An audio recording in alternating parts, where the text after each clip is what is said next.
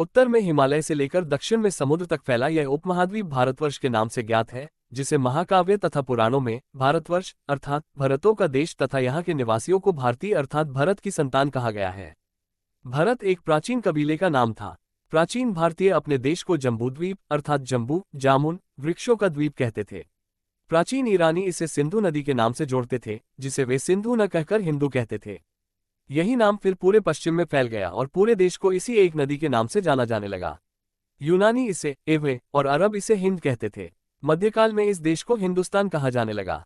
ये शब्द भी फारसी शब्द हिंदू से बना है। यूनानी भाषा के इंदे के आधार पर अंग्रेज इसे इंडिया कहने लगे।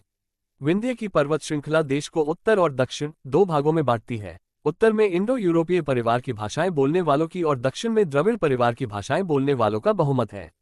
भारतीय इतिहास को अध्ययन की सुविधा के लिए 3 भागों में बांटा गया है: प्राचीन भारत, मध्यकालीन भारत एवं आधुनिक भारत, जिसे एक ब्रिटिश इतिहासकार, अर्थशास्त्री और दार्शनिक जेम्स मिल ने 1817 में ए हिस्ट्री ऑफ ब्रिटिश इंडिया में प्रकाशित किया था। अब आप हमें बताइए, सिंधु घाटी सभ्यता का अध्ययन हम किस भाग में करते हैं?